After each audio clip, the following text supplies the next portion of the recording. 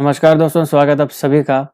पिछले काफ़ी समय से आप टीवी चैनल्स और अखबारों में रशिया और यूक्रेन के बीच में जो भी टेंशन अभी चली है उसके बारे में पढ़ रहे होंगे, सुन रहे होंगे। इस वीडियो में हम विस्तार से देखेंगे सरल भाषा में कि क्या इन दोनों कंट्रीज़ की हिस्ट्री रही है और क्यों अब इन दोनों के बीच में टेंशन है। इस वीडियो को आप अंत तक ज़रूर देखिएगा और अगर आप चैनल पर नए हैं तो चैनल को सब्सक्राइब ज़रूर करिएगा। अगर हम रशिया की बात करें, इसकी कैपिटल है मॉस्को और इसकी जो करेंसी है वो है रशियन रूबल। यूक्रेन की बात करें, इसकी कैपिटल है कीव और इसकी जो करेंसी है वो है हू रीव न्यू। इसकी प्रोनाउंसिएशन है हू रीव न्यू। अब आपको ये याद रखना है, वैसे रशिया की तो हमें याद रहती है मॉस्को रशियन रूबल। यूक्रेन के पूछा जा सकता है क्योंकि ये कंट्री काफ़ी न्यूज़ में है और इसका जो करेंसी है वो हमने ज़्यादा सुनी नहीं होती, कैपिटल भी ज़्यादा सुनी नहीं होती, तो इसलिए इसको याद रखिएगा। ये पूछा जा सकता है कि कैपिटल क्या है कीव और करेंसी क्या है। तो जैसे मैं आपको बताया हु रीव न्यू, ये इसकी करेंसी है। अब हम सरल भाषा में देखते हैं कि असल में दिक्कत क्या है, इन दोनों कंट्रीज के बीच में टेंशन कहाँ से है। देखिए, रशियन रिवॉल्यूशन से लेके तो 1991 तक यूक्रेन जो है वो रशिया का पार्ट था। अभी यहाँ पे ये था यूएसएसआर, जिसे हम कहते हैं सोवियत यूनियन। सोवियत यूनियन में इस समय आपने देखा कि जैसे यूएसए और रशिया के बीच में भी कोल्ड वार चलता था, राइट, कोल्ड वार। अब 1990 आते आते क्या हुआ कि 1990 आते आते रशिया का जो रशियन रूबल था वो काफी वीक होने लगा। इनकी इकोनॉमी पूरी जो थी वो डिस्टोर्ट होने लग पड़ी थी। तो उस समय इनके जो लीडर थे मिखाइल गोर्बाचेव, उन्होंने ये डिसाइड किया कि ठीक है, अब हम जो है इसका विघटन करेंगे। तो यूएसएसआर का विघटन 1990 के बाद हमें देखने को मिलता है। अब इसके बाद क्या हुआ कि जो आज जिनको हम पोस्ट सोवियत कॉलोनीज बनती हैं वो अलग हो गई। तो जो जहाँ पे काफी मूवमेंट थी कि हमें इंडिपेंडेंस चाहिए जो, तो उसमें ये आजाद कर दी गई। तो इसमें जो बड़ा एक हिस्सा रह गया रशिया और बाकी कंट्रीज जो थी वो अपनी आजाद होगी। इन्हीं कंट्रीज में एक कंट्री जो थी वो थी यूक्रेन। तो 1991 के बाद से यूक्रेन जो थी वो इंडिपेंडेंट थी। अब यूक्रेन को समझिए, यूक्रेन में कई ऐसी पॉपुलेशन भी है जो प्रो रशिया है, राइट, क्योंकि काफी रशिया की पॉपुलेशन भी वहां पे आपको देखने को मिलती है क्योंकि ये पहले रशिया का ही हिस्सा था। तो कुछ ऐसी पॉपुलेशन भी है जो प्रो रशिया है और बाकी जो है वो यूक्रेनियंस है, राइट, यानी कुछ कुछ पॉपुलेशन प्रो रशिया है। अब हुआ क्या कि यहाँ पे सरल भाषा में पहले समझते हैं कि इनके रिश्ते जब अलग हो गए तो ये बिगड़े कैसे। इनके रिश्ते ऐसे बिगड़ने लगे कि जब यूक्रेन अब रशिया का पार्ट है, था पहले। अब देखो, यूक्रेन रशिया का पार्ट था, अब यह अलग हो गया।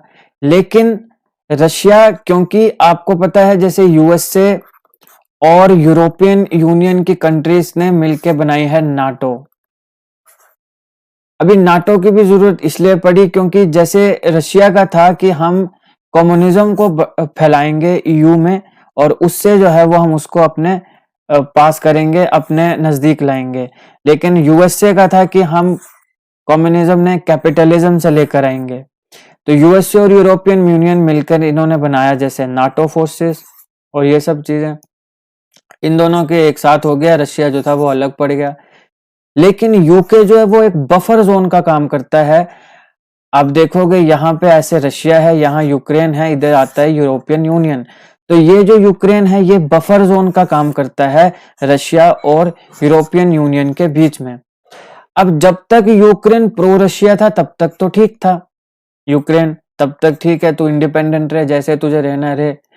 लेकिन 2013-14 के समय क्या हुआ कि यहाँ पे डिसाइड किया गया कि हम यूरोपियन यूनियन के साथ एक एसोसिएशन करेंगे या यूरोप की कंट्रीज के साथ एसोसिएशन करेंगे। आगे हम इसको विस्तार से भी देखेंगे, लेकिन मैं आपको एक सरल भाषा में पूरी स्टोरी समझाने की कोशिश कर रहा हूँ कि आपको बेसिक अंडरस्टैंडिंग हो जाए कि दिक्कत क्या है। अब यूरोपियन यूनियन के साथ ये करेंगे एसोसिएशन, तो ये रशिया के पक्ष में नहीं होगा, विपक्ष में गया, अपोजिट गया। लेकिन यूके में जो प्रेसिडेंट था उसको प्रो रशिया माना जाता था। तो इस प्रेसिडेंट ने इसको मना कर दिया कि हम इस एसोसिएशन में पार्ट नहीं लेंगे, हम यू के साथ एसोसिएशन नहीं करेंगे, रशिया के साथ ही क्लोज टाइज हैं और ठीक है। अब यहाँ पे इसके विरोध में होने लगे प्रदर्शन, बहुत ज्यादा प्रदर्शन हुए, काफी इसके खिलाफ रिवॉल्यूशन सॉर्ट ऑफ देख लो, काफी लोग सड़कों पर आ गए। प्रेसिडेंट को बाद में अपनी गद्दी छोड़ने पड़ी, जो प्रो रशियन प्रेसिडेंट था। अब यहाँ पे कोई और बंदा आ गया, नया प्रेसिडेंट आ गया, अब ये प्रो रशिया नहीं था। तो फिर रशिया ने क्या किया कि यूक्रेन का एक हिस्सा जिसको रशिया अपना मानता है, क्रीमिया, उसको एनेक्स कर दिया, 2014 में एनेक्स कर लिया, यानी क्रीमिया हिस्से को अपने पास इसने ले लिया। क्रीमिया बहुत इंपॉर्टेंट था रशिया के लिए भी, क्योंकि ये कनेक्टेड लिंक है। आगे हम देखेंगे कि किस प्रकार से इसको फायदा हुआ इस कनेक्टिंग लिंक का, क्रीमिया का। तो अभी के लिए टेंशन की हम जहां तक बात करें तो टेंशन यहां से कि जैसे यहाँ पे प्रेसिडेंट हटाया गया प्रो रशियन, तो यहाँ पे क्रीमिया ले लिया गया। अब तब से टेंशन जो है वो बढ़ी रही है। आपको पता है यूनाइटेड स्टेट्स ऑफ अमेरिका ने भी काफी सैंक्शंस जो है रशिया के ऊपर वो लगाई, राइट। अभी यूक्रेन के बीच में काफी बात होती है कि हम नाटो अलायंस के साथ जुड़ेंगे, नाटो फोर्सेस के साथ जुड़ेंगे। तो अब दिक्कत यह है कि रशिया का यह मानना है कि यूक्रेन को नाटो में का हिस्सा नहीं बनना चाहिए, क्योंकि अगर मैंने आपको बताया यूक्रेन जो है वो यूरोपियन यूनियन, वेस्ट और रशिया के बीच में एक बफर जोन का काम करता है, एक बफर जोन का काम करता है। अब जब रशिया नाटो जो है वो यहाँ पे बैठ जाएगा तो ये तो रशिया के लिए खतरा हो गया। यहाँ पे नाटो फोर्सेज आएंगी तो यानी यूनाइटेड स्टेट्स ऑफ अमेरिका और यूरोपियन के यूनियन और यूरोपियन कंट्रीज के टैंक वगैरह बड़े बड़े आपको रशिया के बिल्कुल बॉर्डर पर आ जाएंगे। अभी तो बफर जोन है, यूक्रेन भरा पड़ा है, लेकिन जब यूक्रेन भी उसका हिस्सा बन गया तो फिर ये इसके बॉर्डर पर आ जाएंगे और यहां से फिर रशिया पर हमला करना क्या हो जाएगा, आसान हो जाएगा। तो रशिया कह रहा है कि ये हमारे पर्सनल इंटरेस्ट के खिलाफ है, तो इसलिए फिर रशिया ने अपने बॉर्डर पे बहुत ज्यादा आर्मी इस समय डिप्लॉय की है और ये कह रहा है कि भाई हमें ये एश्योरेंस दिया जाए यूनाइटेड स्टेट्स ऑफ अमेरिका के द्वारा और वेस्टर्न कंट्रीज के द्वारा, यूरोपियन कंट्रीज के द्वारा, हमें ये एश्योरेंस दिया जाए कि यूक्रेन को नाटो का पार्ट नहीं बनने देंगे। क्योंकि अगर यूक्रेन नाटो का पार्ट बनेगा तो फिर वो अच्छा नहीं होगा, क्योंकि फिर वो हमारे बॉर्डर के पे आ जाएगा नाटो, और इससे जो है रशिया को वो खतरा है।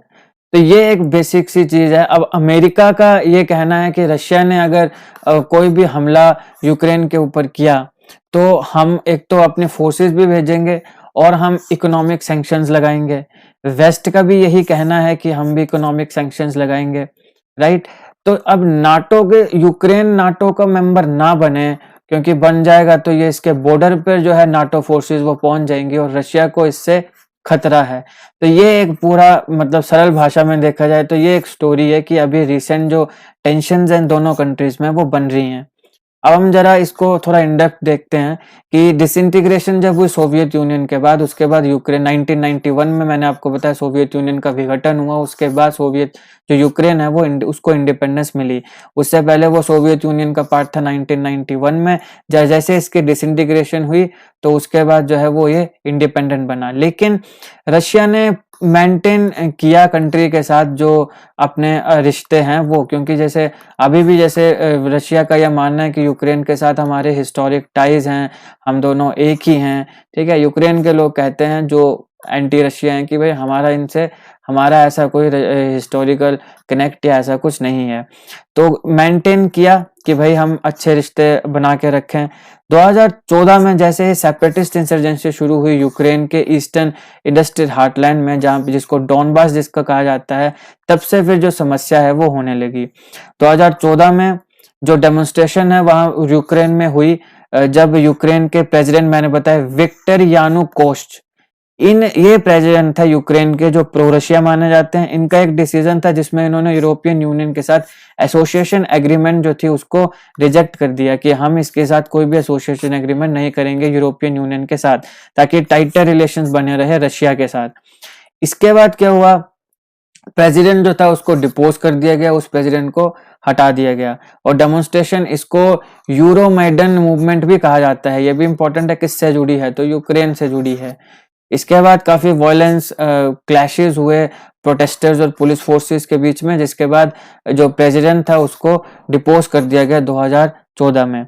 अब जैसे मैंने बताया कि रशिया को लगा भाई अब प्रो रशियन प्रेसिडेंट तो है नहीं, क्या करें, कुछ भी हो सकता है, क्रीमिया को फटाफट हटा लो। इन्होंने क्रीमिया को कॉन्कर कर लिया, जो यूक्रेनियन प्रोविंस में आता था या यूक्रेन का एक टेरिटरी था। इसके बाद यूएस और ईयू जो था, उन्होंने प्लेज की कि हम अब यूक्रेन के जो बॉर्डर हैं और उनकी जो इंटीग्रिटी है उसको सेफगार्ड करेंगे। अब देखो, हम इसमें वेस्ट का इंटरेस्ट क्या है, यूक्रेन में वेस्ट का क्या इंटरेस्ट है। जैसे मैंने बताया, यूक्रेन जो है वो एक बफर जोन का काम करता है रशिया और वेस्ट के बीच में। वेस्ट जहां पे यूनाइटेड स्टेट्स और यूरोपियन यूनियन आपको देखने को मिलेंगे। अब जैसे रशिया के और यूक्रेन के बीच में टेंशन शुरू हुई, तो यूनाइटेड स्टेट्स और यूरोपियन यूनियन जो है वो ज्यादा डिटरमाइंड हो गए कि हम यूक्रेन जो है उसको रशिया के हाथों से बाहर निकालेंगे, यानी हम रशिया के इन्फ्लुएंस में नहीं आने देंगे। रशिया और अमेरिका और जो वेस्टर्न कंट्रीज है, इनमें एक पुराना सा वो रहा है, इसके पीछे एक आइडियोलॉजी भी है। जैसे रशिया में कम्युनिज्म है, यहाँ कैपिटलिज्म है, तो ये भी एक आइडियोलॉजी है कि भाई हम कम्युनिज्म के इन्फ्लुएंस में नहीं आने देंगे और यूक्रेन जो है उसको हम अपने अपने पक्ष में लेंगे, राइट, रशिया के पक्ष में नहीं जाने देंगे।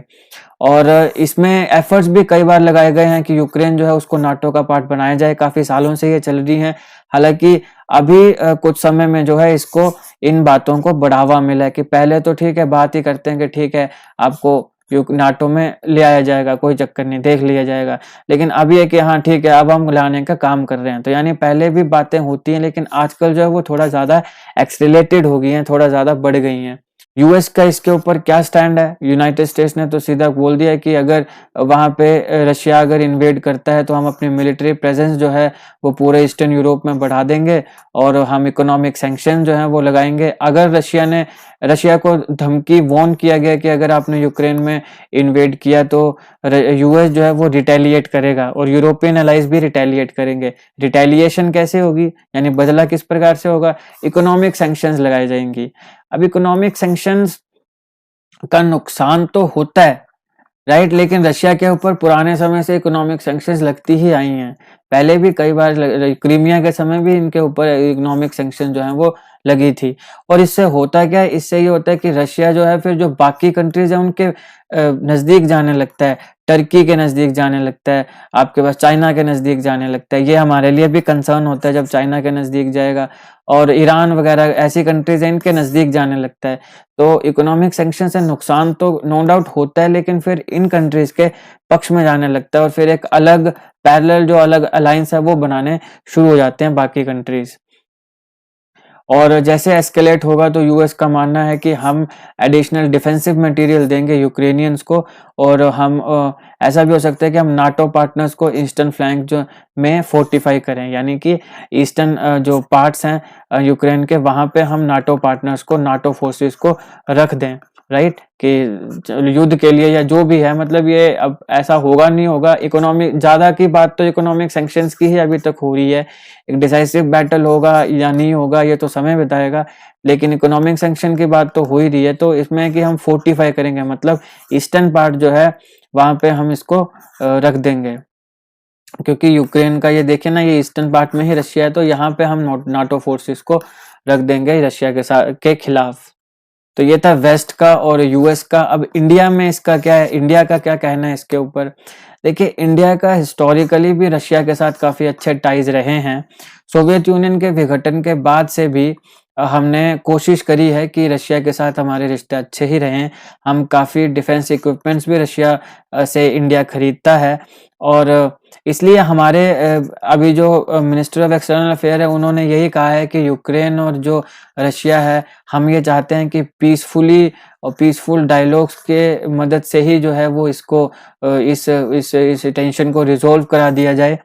और हम इनके ऊपर खुल के इसलिए भी नहीं बोल सकते। एक और इशू ये भी है कि देखो, जैसे ही अगर हम ज्यादा रशिया के खिलाफ बोलें या इसमें ज्यादा अगर इसमें बोलें, तो रशिया जो है वो चाइना के पक्ष में चल जाता है या चल जाएगा। ऑब्वियस सी बात है, अगर हम अमेरिका के या वेस्टर्न कंट्रीज के उसमें जाएं तो चाइना के पक्ष में या चल जाएगा। अब रशिया प्रो चाइना हो जाएगा तो ये हमारे लिए गड़बड़ हो जाए, क्योंकि चाइना जो है आपको पता है लद्दाख में अभी भी हम देख रहे हैं कि जो भी टेंशन हमारे आर्म फोर्सेस और रशिया के बीच में चली है, फिर हम अरुणाचल में देख रहे हैं, कभी अरुणाचल को अपना हिस्सा बना देते हैं, राइट। और बाकी हमने डोकलाम में भी ऐसा देखा। तो अगर अब हमें चाहिए बाकी कंट्रीज की भी सपोर्ट कि भाई बाकी कंट्रीज हमारे साथ में आए, तो हम नहीं चाहते कि रशिया, वैसे तो अभी रशिया और चाइना के बीच में काफी क्लोजनेस आई है, लेकिन हम भी रशिया के साथ अपने रिश्ते बिगाड़ना नहीं चाहते, क्योंकि हमने ये भी नहीं भूलना चाहिए कि रशिया ने हमेशा हमारा हर युद्ध में हमारा साथ दिया है, ठीक है। एक बेस्ट फ्रेंड की तरह, एक ट्रू फ्रेंड्स की तरह हमने उसका साथ दिया है। और इसका एक और कारण भी है कि रशियन जो है वो भी काफ़ी इंडिया में रहते भी हैं, और रशियंस के साथ भी हमारा culture to culture, people to people भी एक बहुत अच्छा कनेक्शन जो है वो हमें रशियंस के साथ देखने को मिलता है इंडिया में। और एक तो ये कि जैसे प्रो चाइना भी हो जाएगा तो वो भी हमारे लिए गड़बड़ है। प्रो चाइना होने के साथ साथ प्रो पाकिस्तान भी होगा तो वो भी फिर हमारे पर्सनल इंटरेस्ट के खिलाफ है। तो एक ये देखने का नजरिया है। दूसरा फिर इसमें यह है कि अगर हम रशिया को कंडेम नहीं कर रहे हैं तो यूएसए भी हमारे ऊपर सैंक्शंस लगाने की बात कर रहा है। जैसे S-400 के ऊपर यूएसए ने कहा था कि हम अगर इससे खरीदते हैं तो यूएसए इंडिया पे सैंक्शन लगाएगा। वेस्टर्न कंट्रीज भी इंडिया पे सैंक्शन लगा सकती हैं फ्यूचर में भी, अगर हम रशिया के ऊपर के ज्यादा अगर पक्ष में बोलें। तो इंडिया जो है इस समय हमारे डिप्लोमेटिकली यही है कि हम जो है बड़े नपी तुली बात कर रहे हैं, और नपी तुली बात ही करनी चाहिए। और जैसा कि हमने कहा है कि यूक्रेन और रशिया जो है वो पीसफुली इस प्रॉब्लम को सॉल्व करे। अगर ये पीसफुली टेंशन रिजॉल्व हो जाती हैं तो वो इंडिया के पक्ष में ही होंगी, क्योंकि फिर हमें किसी के आगे अच्छा या बुरा बनने की जरूरत पड़ेगी ही नहीं। तो आई होप कि इन दोनों की जो भी टेंशन है वो पीसफुली, तो आई होप कि जो यूक्रेन और रशिया के बीच में जो भी टेंशन है वो पीसफुली सॉल्व हो जाएं। तो आई होप कि रशिया और यूक्रेन के बीच में जो टेंशन है वो पीसफुली रिजॉल्व हो जाएं। और ये था इस वीडियो का एनालिसिस। आई होप आपको ये वीडियो अच्छी लगी हो। अच्छी लगे तो लाइक करें, शेयर करें, और ऐसे ही जीके वीडियोस के लिए अभी हमारा चैनल सब्सक्राइब करें। Thank you for watching.